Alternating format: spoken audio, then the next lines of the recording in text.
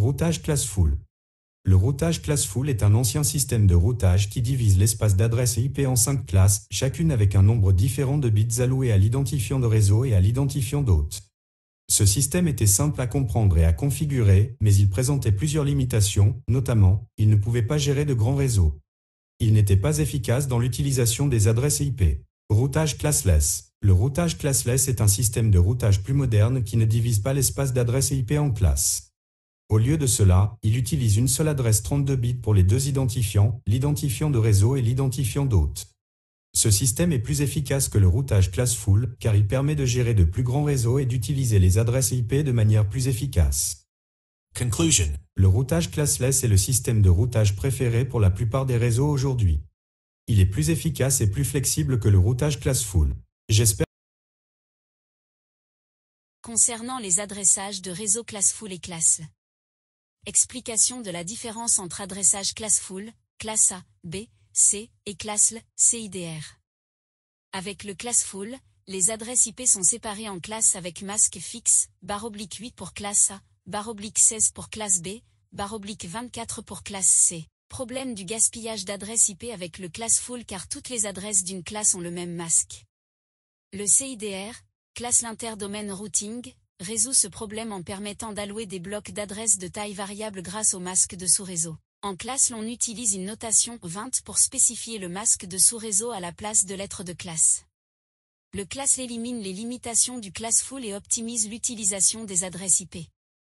Le class est devenu la norme avec l'épuisement des adresses IPv4. CIDR signifie Class l'Interdomain Routing. Il s'agit d'une méthode d'allocation des adresses IP qui permet d'allouer des blocs d'adresses de taille variable grâce au masque de sous-réseau. Quelques explications sur le CIDR. Il a été introduit pour pallier aux limites de l'adressage IP classful qui ne permettait que 3 tailles de réseau, /8, /16 ou /24. Avec le CIDR, on peut allouer n'importe quelle taille de bloc d'adresse en utilisant des masques de sous-réseau flexibles, par exemple /25 ou /22. La notation CIDR spécifie l'adresse IP suivie d'une barre oblique et du nombre de bits du masque.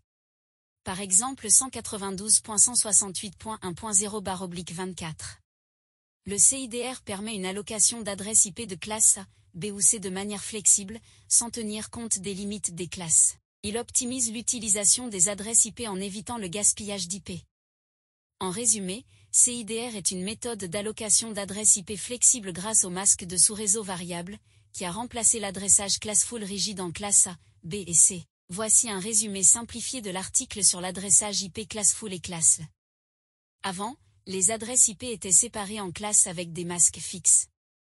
Classe A, masque /8. Classe B, masque /16. Classe C, masque /24. C'était l'adressage classful, mais il gaspillait beaucoup d'adresses.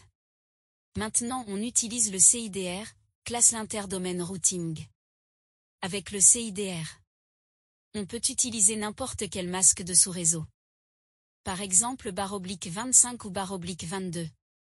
On spécifie le masque avec une barre oblique après l'adresse IP. Ça s'appelle la notation CIDR. Le CIDR optimise l'utilisation des adresses IP. Il a remplacé le classful rigide en classe avec des masques fixes.